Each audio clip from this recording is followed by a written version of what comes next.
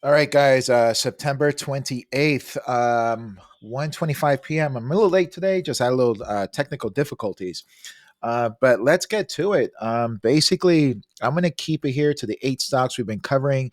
This is the 15-minute time frame. So again, this is a basically it could be day trading system for a day or two. Just using really simple, not a lot of technical, not a lot of indicators, but basically just the 50, the 4 day, the 20, the 30, but mostly the 50 and the MACDs and price action. Key levels as well. So let's jump to it. So this morning, if you follow the Telegram, I gave this XPX on the left hand corner. We saw weakness coming in just because I was looking at the dailies and so forth, and we said that if this thing breaks, a good hedge would be the 4350s calls. So 4350 calls were going for about $5, and if you got in those things and got out at lunch, you got about a $24 ripper. Congratulations if you got that. Don't get greedy. Again, and these puts were for tomorrow expiration, so you don't want to hold them very long, especially when you have momentum on your side. But basically, how did we come to that conclusion? Well, real simple. We had 3 days we couldn't break above 44.60. We had at the end of the day we had some weakness breaking below the 50. And again, since today, the markets were weaker based on all the news that's coming out with the Fed. Basically, political climate. The markets doesn't like political climate that it's different right now. It's just another form of risk. Basically, we have risk of default, and we all have a risk of the debt ceiling not being raised. So and then we have this Evergrande kind of lingering in the background. I don't think we're going to get news on that till next week. But keep that in the back of your mind because that could also move the markets in one way, shape, or form. At this moment, we really don't know the contagion of the U.S. banks. But basically, if they do have more than what they say they do, and again, this is very reminiscent of Lehman Brothers in 2008.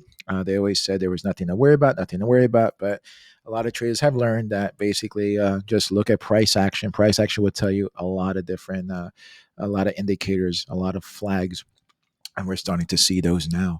So basically, again, you can make money when the market goes down. We made a little bit of money today. That was a good move. Again, we don't want to take any extended trades here because we're too far away from the 50. You want to take the trades close to the 50, and when you have a fresh set of MACDs when it's coming down. So you can do counter trend trade. If this breaks to the upside, it's probably going to rally at some moment upside. We don't know how high. Just let it do its thing. The Nasdaq, same type of thing as the NDX. We had a 50-day bounce, MACD bounce, perfect execution of entry. If you're trading that, same as the XPX, it's coming down. We did form a base. It's probably going to base and form higher. So again, this would be the after lunch move. Then we're going to see what happens at the closing hour, at the 3 o'clock hour. Okay, so Russell, same type of thing. Russell was a lot stronger than the other two. So let's see if Russell can rally.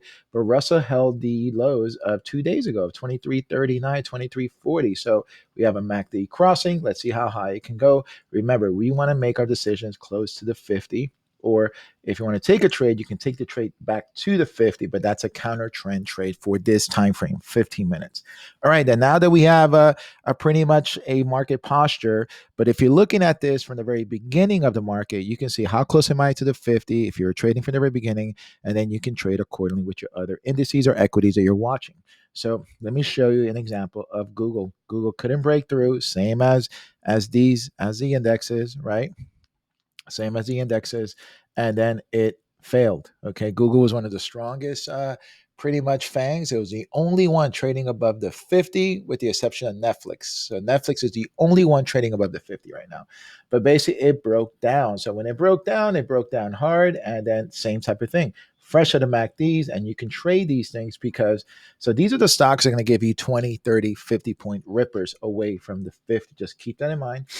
Um, so right now it's trying to form a base and it's rallying right now. So it could rally back higher.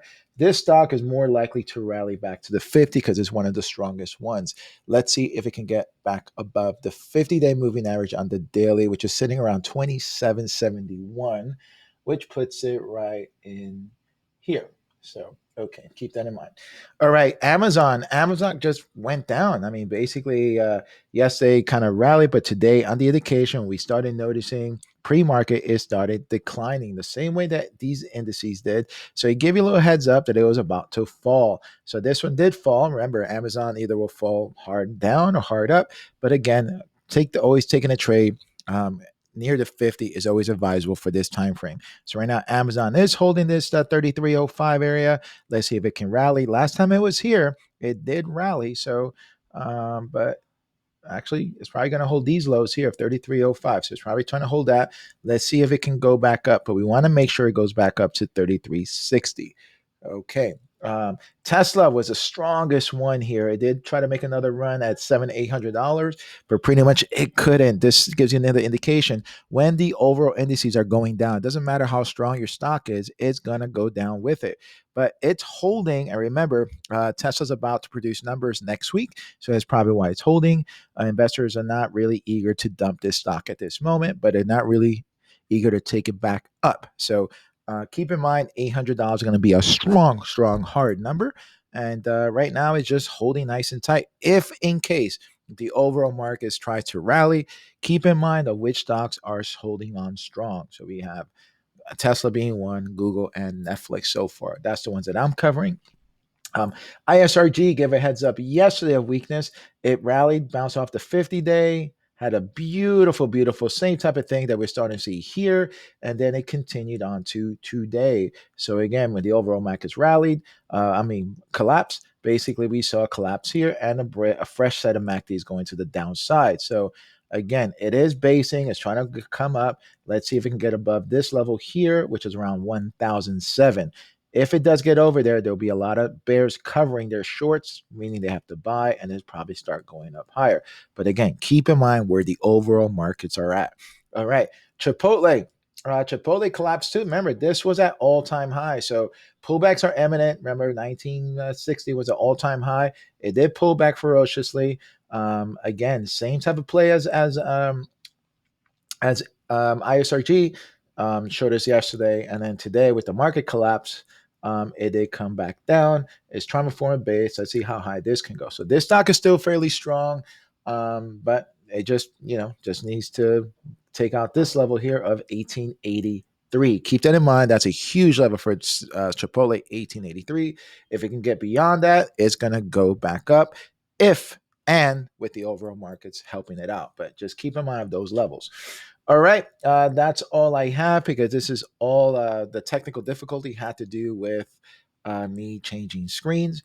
But pretty much hang tight. There's uh, uh, trade what the market action is telling you to trade right now. I'm going to look for either potential trades. Maybe this is one here. But overall, just hang tight for the last hour. Let the market show you what to trade. All right, go get it and good luck. I'll see you guys tomorrow.